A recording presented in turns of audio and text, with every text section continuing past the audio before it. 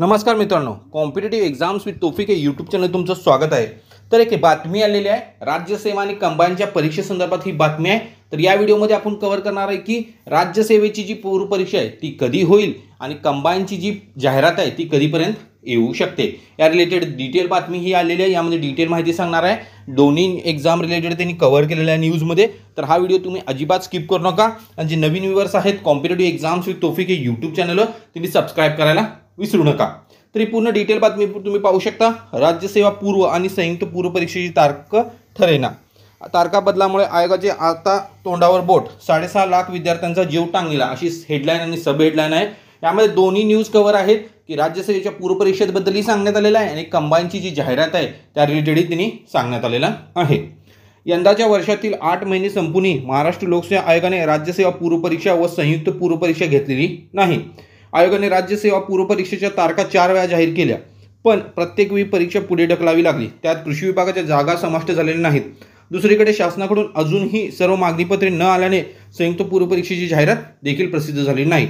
म्हणजे अजून कंबाईनची जी जाहिरात प्रसिद्ध न झाली आहे त्याच्या मागचं कारण ह्यामध्ये दिलेलं आहे की अजूनपर्यंत मागणीपत्र जे ते यायला हवेत, कंबाईनचे ज्या पोस्ट आहेत त्यांची जी मागणीपत्र आहेत ते आयोगाला अजून आलेले नाहीत।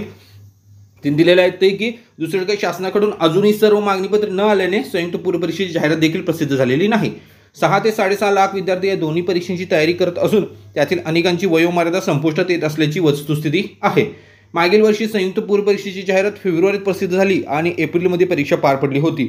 तत्पूर्वी राज्यसेवेची पूर्व परीक्षा देखील आयोगाने घेतली होती। मात्र यावर्षी सप्टेंबर उजाडला तरी राज्यसेवा पूर्व परीक्षा आयोगाला घेता आलेली नाही। विद्यार्थ्यांचे आंदोलन, राज्य सरकारचे आदेश व मराठा आरक्षण या कारणामुळे परीक्षा 4 वेळा पुढे ढकलावी लागली। तर संयुक्त पूर्व परीक्षेसाठी शासनाने सर्व विभागांकडील रिक्त पदांची मागणीपत्रे द्यावीत म्हणून आयोगाने सातत्याने पाठपुरावा केला, पत्रव्यवहारही केला। मात्र अद्याप सर्व विभागाकडून मागणीपत्रे आयोगाला मिळालेली नसल्याने संयुक्त पूर्व परीक्षा देखील मागील 8 महिन्यात झालेली नाही। म्हणजे आयोगाने मागणीपत्र आयोगाला मिळायला हवेत वेगवेगळ्या डिपार्टमेंटकडून, शासनाकडून, तर ती मागणीपत्रे अजून मिळालेली नाही आहेत।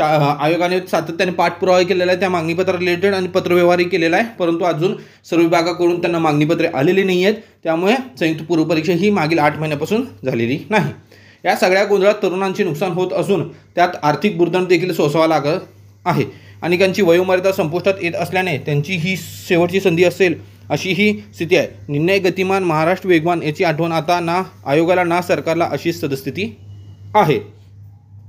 तारखा 4 वेळा बदल, राज्यसेवा पूर्व परीक्षेसाठी 2 ते 2.5 लाख विद्यार्थी बसले आहेत। नियोजित वेळापत्रकानुसार ही परीक्षा 28 एप्रिल रोजी होणार होती, पण मराठा आरक्षणानंतर विद्यार्थ्यांना EWS ऐवजी SCBC किंवा कुणबीचा पर्याय देण्यासाठी परीक्षा पुढे ढकलावी।